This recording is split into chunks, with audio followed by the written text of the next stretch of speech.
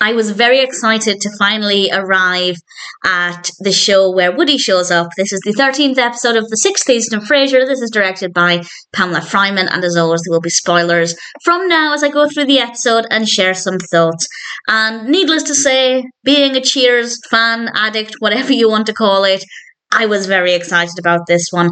And this is the first time I've watched this episode since watching Cheers. I watched Frasier first, and then I watched Cheers, and now, of course, I'm rewatching Frasier, and it's an absolute delight. So, as always, there will be spoilers from now as I go through the episode chronologically and share some thoughts. And it starts off down at KCL, and Frasier gets a phone call from Woody. He's in Seattle for a wedding. And he also establishes at that point that he's still tending bar at Cheers, which I rather like. We also learn in that scene that Ross is having some problems with Noel, and Noel's in this a pretty decent amount, which is quite nice, and we'll come back to Noel a little later on. We're then at the apartment, Frasier's apartment, and Martin thinks there's something wrong with Eddie because he went to the groomers, and now Eddie seems to be sulking, but he is absolutely adorable. And Niles comes over, and then Woody arrives, and it's just an absolute joy.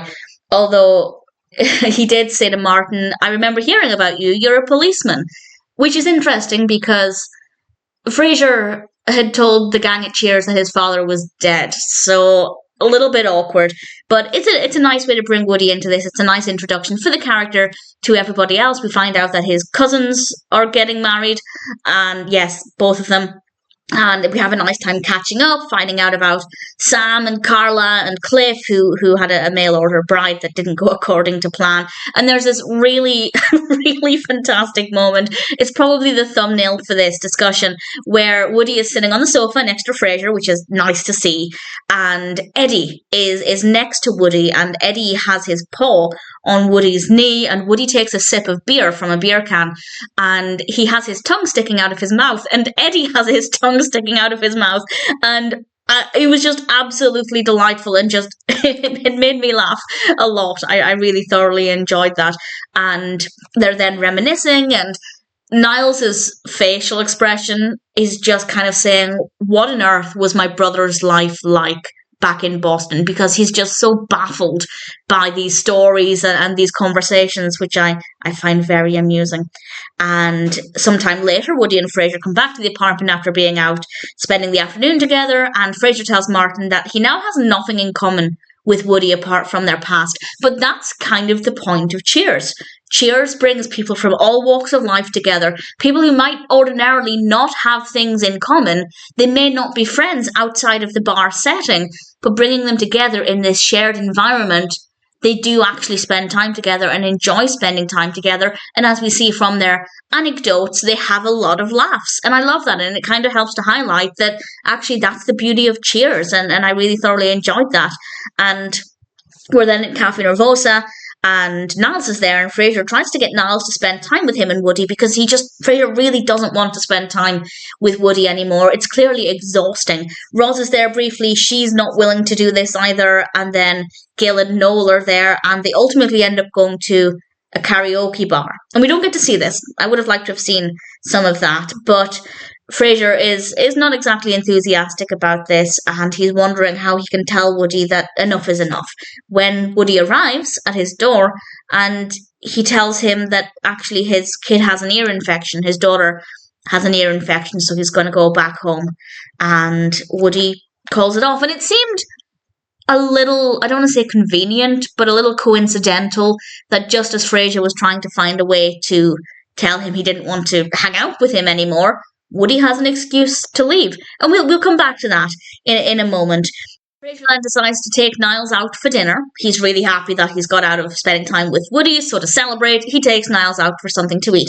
And while they're there, Frasier sees Woody, and initially Frasier panics, because he was going to blow off Woody and tell him a lie. But then Niles pointed out, no, it was Woody who said he was leaving. It was Woody who lied. Now, Woody of Cheers would not be able to tell a lie. In fact, there are several storylines where they make a big deal out of this. One in particular is Jumping Jerks, where Woody really struggles to tell this lie. And here it seemed like it was not a big deal for him, which I think is quite interesting. And Frasier obviously confronts Woody, and he felt sorry for him. Woody felt sorry for Frasier, and he said, "You live with your dad and hang out with your brother," which, when you put it like that, doesn't sound great.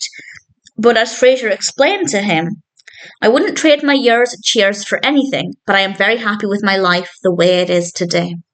And I think that that's really beautiful, that Frasier is able to look at his past with fondness, but also to realise that even though he left that behind, he now has something that he also really values. And as he pointed out to Woody, Woody very quickly found his home. When Woody moved to Boston, when he started at Cheers, he found his home immediately. But for Frasier, Boston wasn't somewhere where he was going to settle. Obviously, there are a lot of bitter memories because of Diane and Lilith. But moving to Seattle, it gave him something different. It gave him his family back, first of all. It gave him his KSCL family. And also, let's face it, he found his celebrity in Seattle as well. So it definitely feels more like home for Frasier. And it just took him longer to get there than it did for Woody to find his home at Cheers. And they both end, and I love this, they both end by raising a glass and saying cheers to each other, which I love. And then the final scene is Noel and Gil at the karaoke bar, which was good fun. So I did enjoy seeing that at the very least. It's fabulous. The episode is wonderful. I'm biased and I knew I'd love it again. So I wish I could remember actually watching this for the first time. I remember in general watching the episode, but I don't remember how much of it made sense to me because obviously I hadn't seen Cheers at the time. So I imagine a lot of it would have been lost on me, but obviously watching it now, it's just a really, really beautiful experience and getting a little emotional.